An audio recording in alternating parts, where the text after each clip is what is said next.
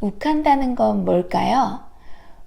소리를 지르는 걸 수도 있고, 가슴이 뜨거울 수도 있고, 아니면 내 감정을 컨트롤 못하는 행동을 내가 해버리고 나서 후회하는 경우들이 있지요.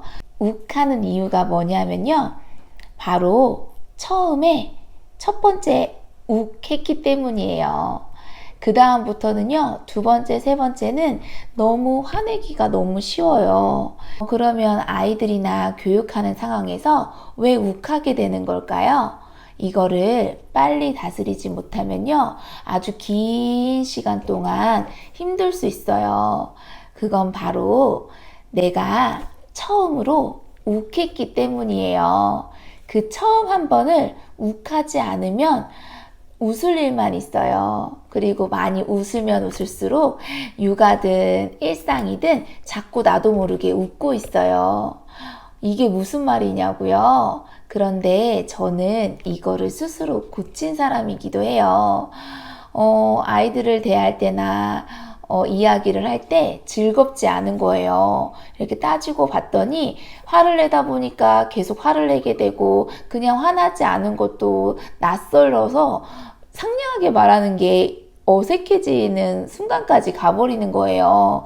이건 내 문제다 싶어서 교육이든 접근이든 처치든 모두 다 뒤로 하고 내 표정부터 바꾸기로 했어요. 그래서 절대 그 처음 한 번을 욱하지 않으려고 노력을 했더니 하루, 이틀, 3일, 4일, 7일, 21일 이렇게 한 달 이렇게 지나다 보니까 그 다음은 아이들이나 교육을 할 때 들어가는 순간부터 웃고 있더라고요.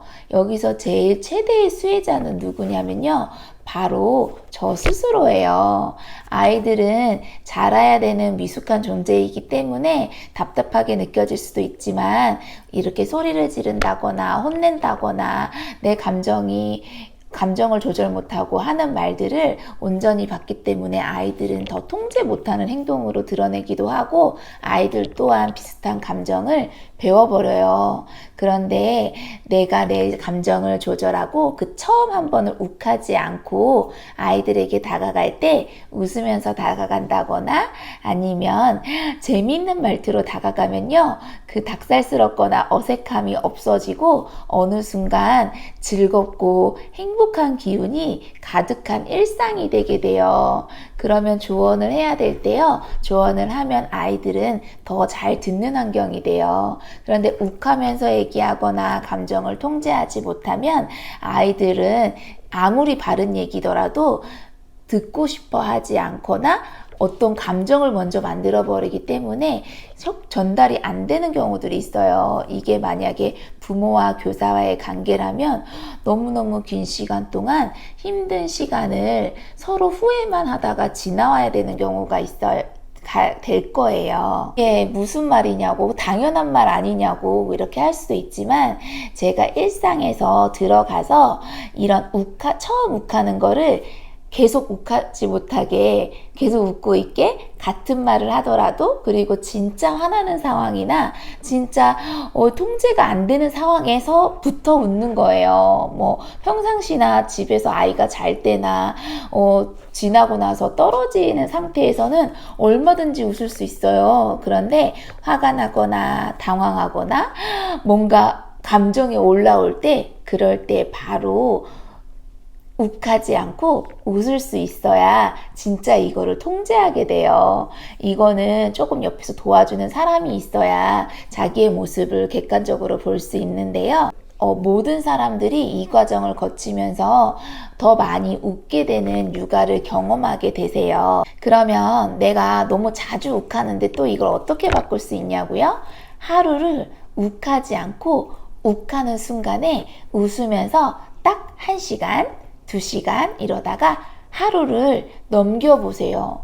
그러면 아이가 잘 때 죄책감이 들기도 하고 행복하기도 하지만 죄책감은 없어지고 행복하기만 한 하루를 맞이할 수 있어요. 그리고 나서 3일을 넘겨보세요. 3일을 넘기면 어느 정도 답답하기도 한 것 같기도 하고 내가 화를 안 냈던 것 같기도 하고 그런 경지가 돼요.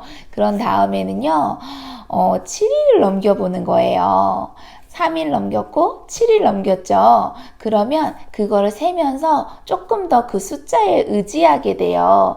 7일을 넘기면 어떤 생각이 드냐면요. 좀 편안한 것 같네. 이상하게 아이가 바뀐 것도 같네. 이러다가 3, 7일 넘겨보고 3 더하기 7은 뭘까요? 이번엔 11일 넘기는 거예요. 그리고 그 다음은요. 한 주, 한 주, 한 주, 세 주를 모아서 3, 7, 21일을 넘겨보는 거예요. 이 21일이라는 숫자는요. 과학적인 숫자예요. 그리고 습관을 만드는 과학적인 습관이기 때문에 저희 육아 코칭에서는 21이라는 숫자를 많이 의지하면서 사용해요. 371이라는 이야기 들어보신 적 있으시죠? 아이가 낳아서 옛날에는 빨리 이렇게 병이나 이런 거에 질병에 취약했기 때문에 아이가 3, 7일 넘기기가 힘들었대요. 그래서 3, 7, 3 곱하기 7은 21일 동안 아프지 않고 넘기면 아이는 건강하게 100일을 넘기고 그 다음은 3살, 4살, 10살 이렇게 잘 살아간다라고 해서 3, 7일을 굉장히 중요하게 여겼는데요. 우리 조상들이 얘기하던 3, 7일은 우리나라에서만 쓰는 게 아니라 21이라는 숫자를 신비한 숫자로 쓰기도 해요. 그만큼 습관을 만드는데 의지해도 될 만한 숫자거든요. 그래서 21일 동안 습관을 만드시는 거예요. 그러면 어떤 생각이 드냐면요. 원래 얘가 괜찮았었나? 내가 원래 괜찮은 사람이었었나? 하는 생각이 들 정도로 익숙하게 돼요.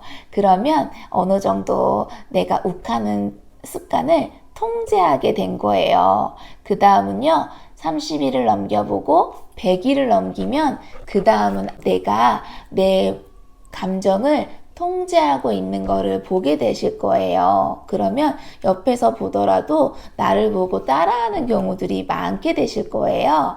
그러면요, 100일을 넘기면 아무 위기가 없을까요? 위기가 한 번씩 계단처럼, 성장의 계단처럼 위기가 오긴 해요. 그런데 바닥으로 솟구치는 게 아니라 아이도 나도 이렇게 올라가기 위한 계단이거든요. 그래서 올라가다가 이 무료한 순간에 조금씩 갈등이 느껴지는 거기 때문에 그때 다시 또 삼칠이라던가 더 웃으면서 접근한다거나 아니면 내 감정을 호흡을 하면서 명상을 한다거나 아니면 동화를 접목한다거나 아니면 선물을 준다거나 이러면서 또 그 위기를 넘기다 보면요. 이런 노력을 한 사람이랑 아닌 사람이랑은 육아 스킬이 굉장히 다르실 거예요. 지금 들으니까 좀 알만하네 이런 생각이 들기도 하시죠. 그런데요. 이거는 좀 오래도록 훈련이 되지 않은 사람들도 어려워하는 기술이에요. 유아교육을 오래 했다거나 교직에 있는 선생님들도 이 스킬을 많이 모르고 왜 이 아이는 이럴까? 왜 나는 답답할까? 이러고 넘어가기도 하거든요. 이거를 해보면 더 깨우치는 게 많으시게 되실 거예요. 한번 욱하는 습관을 3, 7, 1, 21일을 넘기는 21일의 법칙으로 도전을 해보세요.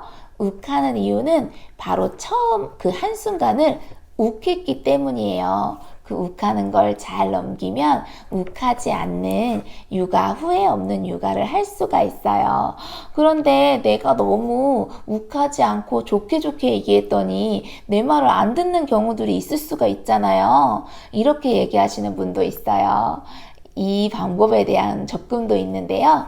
이거는 그 다음에 또 한번 다뤄보도록 할게요. 안녕.